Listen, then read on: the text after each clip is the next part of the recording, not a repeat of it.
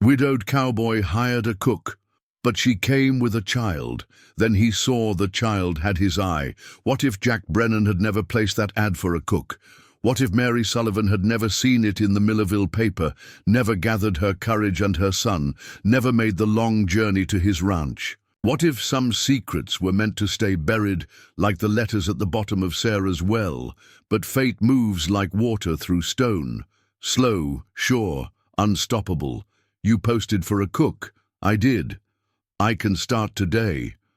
Jack Brennan stares through the screen door at the woman on his porch.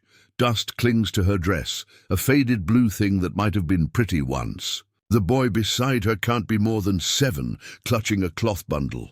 Name's Mary. This is Thomas. The child looks up, green eyes. Jack's breath catches. You didn't mention a boy in your letter. You didn't ask. She's right. Jack's hands shake as he unlocks the screen door. His wife Sarah's been dead 3 months. The ranch feels like a tomb. Can you cook? Better than you've been eating. True enough. Jack's been living on beans and hardtack. The boy, Thomas, watches him with those impossible eyes. Wage is 15. A month. Rooms in the back. That'll do. Mary steps inside without invitation. Thomas follows, silent as smoke. Jack's heart hammers against his ribs. Those eyes. Christ, those eyes. You from around here? East of here? How far east?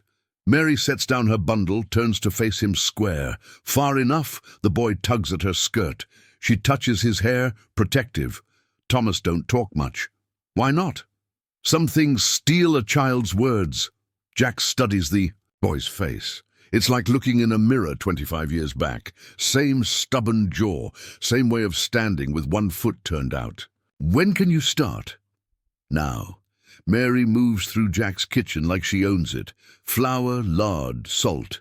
Her hands know the rhythm. Thomas sits at the table, drawing circles in spilled sugar with his finger. Boy's got your hands. Jack freezes. Mary doesn't look up from her biscuit dough. Come again. Long fingers. Same way you tap them when you're thinking.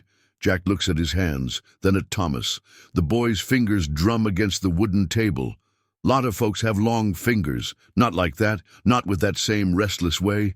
The kitchen smells like home. For the first time since Sarah died, Mary slides the biscuits into the oven, wipes her hands on her apron. You got coffee? Cupboard by the window. She knows where to look, knows which cup is his without asking, knows he takes it black. How long you been cooking? Long enough. Thomas looks up from his sugar circles. Those green eyes find Jack's face. Study it with unsettling intensity. He's smart, your boy. Yes. Quiet, though. Men talked too much around him once. Now he listens instead. Something cold moves through Jack's chest. Mary sets the coffee down, her fingers brushing his for just a moment. Some scars don't show. What happened to his father? Mary's face hardens. Thomas stops drawing. His father made choices. What kind of choices? The kind that leave marks. Jack's throat tightens. The boy's eyes never leave his face. Thomas, go check the chickens. The boy slips outside without a word. Mary waits until the door closes. You know why I'm here. I got suspicions. Then stop pretending they're just suspicions. The coffee tastes like ash in Jack's mouth. 8 years ago, Millerville. Jack's cup hits the table hard. Coffee splashes across the worn wood. The harvest dance. You remember? He remembers pieces. Too much whiskey after Sarah's 3rd miscarriage. A woman with sad eyes and gentle hands. A hotel room that smelled like lavender and regret. I was drunk. Drunk enough to forget me. Sober enough to make a baby. Jack's hands shake. Outside, Thomas's small voice talks to the chickens. Why didn't you tell me? Tell you what? That your wife's husband got lonely? That I was fool enough to comfort him? Mary's voice cuts like a blade. Jack flinches. I had a right to know. You had a wife, a life. I had shame and a growing belly. Where you been all these years? Making do, keeping quiet. Mary moves to the window, watches Thomas scatter grain. Her shoulders carry weight that should have been Jack's. He looks just like you did at that age. How would you know what I looked like? Your mother showed me a picture once, when I worked for her briefly. Jack's blood turns cold. You worked for my mother. 2 years after Thomas was born. Needed money. She never knew who I was, but she talked about you, showed me photographs.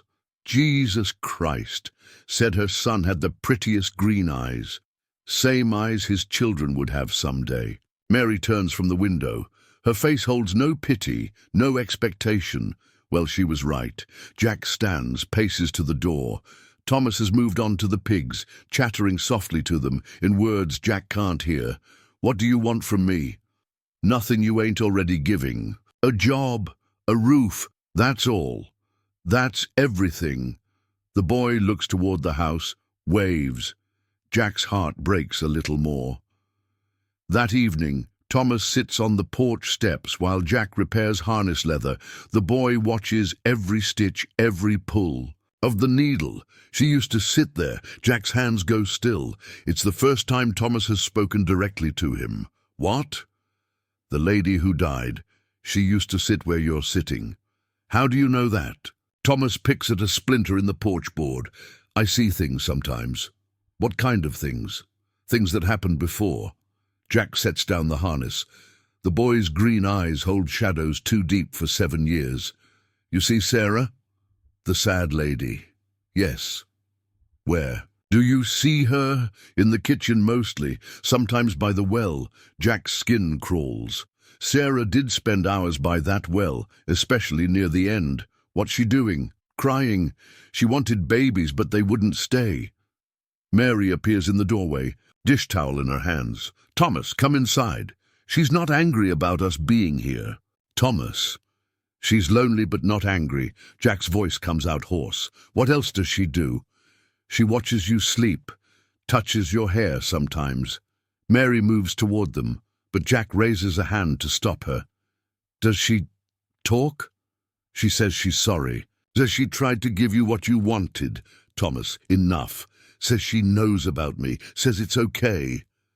The boy looks straight at Jack. Says you were hurt too. Jack's throat closes. He can barely whisper. She says that? She says families come in different shapes. Mary scoops Thomas up, carries him inside. But his words echo in the cooling air. Jack finds Mary in Sarah's old sewing room, going through a trunk of baby clothes, tiny dresses and suits Sarah made for children who never drew breath. You shouldn't be in here. He led me here. Thomas? Mary holds up a small blue jacket, hand-stitched with roses. He said she made this for a boy. Said his name was going to be Michael. Jack's knees nearly buckle. Sarah had picked that name after her second loss. How could he know that? Same way. He knows she talks to you at night. Same way he knew about the well. Mary folds the jacket carefully, sets it back in the trunk. This started 3 months ago, right after she died. What started? The visions, the voices. Before that, he just saw feelings, colors around people. Now he sees the past like it's happening right in front of him. Jack sits heavily in Sarah's rocking chair. The wood creaks under his weight. Why didn't you tell me? Because I was scared you'd think he was touched. Send us away. And now, Mary closes the trunk, sits on the floor beside it. Now I think maybe he's supposed to be here. Maybe she's trying to tell us something. Like what?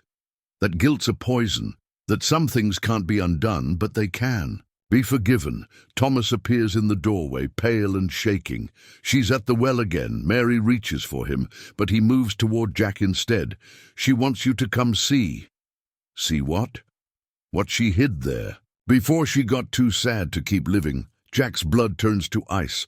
Sarah drowned in that well. The sheriff said it was an accident, but Jack always wondered, Thomas, you don't have to. She says it's time. The boy takes Jack's hand. His small fingers are cold as winter. She says the secret's been buried long enough. The well stands 50 yards from the house, stone-lined and deep. Sarah fell in during a rainstorm, or so everyone believed. Jack hasn't been near it since. Thomas leads them through the tall grass, Mary following with a lantern. The boy stops at the well's edge, points down. She put something there. Before the water got high, Jack peers over the rim. The water level. It's 3 feet down, black as ink. What did she put there? Letters in a jar. What letters? Thomas closes his eyes, his voice going strange and distant. Letters she wrote but never sent. To the babies, to you, to... He opens his eyes, looks straight at Mary. To the woman in Millerville. Mary gasps. Jack's world tilts sideways. She knew Thomas. Nadim, she knew about the dance, about what happened after. How? Someone told her, someone who saw you leave the hotel. Jack's legs give out. He sits hard on the stone rim. She never said anything.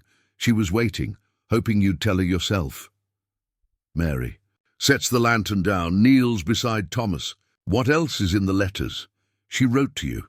Said she understood why it happened. Said she was sorry she couldn't give him children.